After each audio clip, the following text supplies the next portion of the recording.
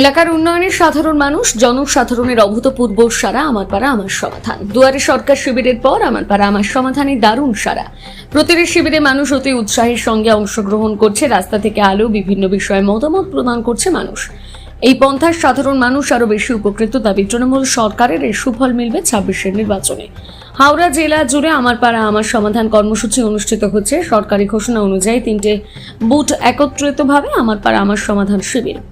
সেই সমস্ত শিবিরে সাধারণ মানুষ হাজির হয়ে এলাকার বিভিন্ন উন্নয়নমূলক কাজের সুপারিশ নিয়ে আসছেন। গুরুত্ব বিচার করে কাজ হচ্ছে সুষ্ঠুভাবে। ইতিমধ্যে হাওড়ার বাঁকড়ায় 4টি শিবির অনুষ্ঠিত হয়েছে, আরও কয়েকটি শিবির বাকি রয়েছে।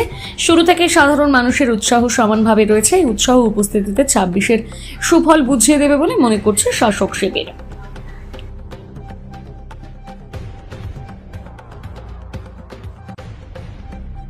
আমার পাড়া আমার সমাধান পৃথিবী বুকে এই প্রথম মমতা বন্দ্যোপাধ্যায় গণতন্ত্রকে কীভাবে স্ট্যাবলিশ করতে হয় সেটা আমার পাড়া আমার সমাধানের মাধ্যম দিয়ে দেখাচ্ছে।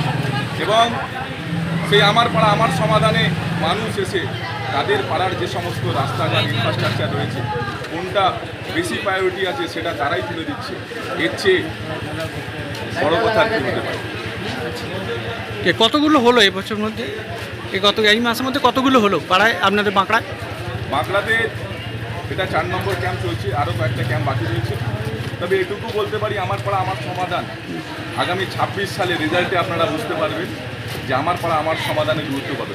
3 নম্বর আমরা মনে করি আমাদের মাননীয় মুখ্যমন্ত্রী মমতা বন্দ্যোপাধ্যায় যে কর্মসূচি এনেছে আমাদের পাড়া আমাদের সমাধান, এটা একটা যুগান্তকারী সিদ্ধান্ত।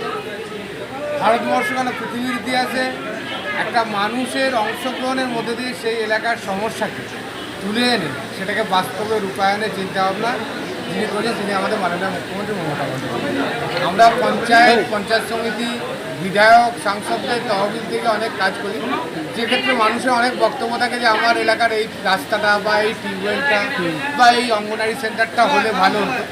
সেক্ষেত্রে হয়তো সার্বিকভাবে আমরা সেই জায়গায় কাজ হয়তো কোনো জায়গায় খামতি থাকে, সেই জায়গাটা খামতিটাকে পূরণ করা, অর্থাৎ মানুষের অংশগ্রহণের মধ্যে থেকে প্রকল্প উঠেছে তাকেই কিন্তু পরিকল্পনা হিসেবে নিয়ে সেটাই বাস্তবে রূপ দেয়। এটা পঞ্চায়েত সিস্টেমে মোহনদাস করমচাঁদ গান্ধী যে পঞ্চায়েতের কথা ভাবতেন, সাধারণ মানুষের অংশগ্রহণের মধ্যে দিয়ে পঞ্চায়েতের রূপরেখা তৈরি করা, সেই বাস্তব রূপ দিয়েছেন কিন্তু আমাদের মাননীয় মুখ্যমন্ত্রী মমতা বন্দ্যোপাধ্যায়। আমাদের পাড়া আমাদের সমাধান শুধু ডোমজুর বিধানসভা বা ডোমজুর ব্লক নয়, সারা রাজ্যে একটা আলোড়ন সৃষ্টি করেছে মানুষের অংশগ্রহণের মধ্যে দিয়ে। যে 27,000 পশ্চিমবঙ্গে ক্যাম্প হবে 80,000 বুথে, সেই জায়গায় মানুষ কিন্তু প্রত্যেকে বুথে এসে তাদের সমস্যা বলছে এবং সেগুলো বাস্তবে রূপ। ঠিক।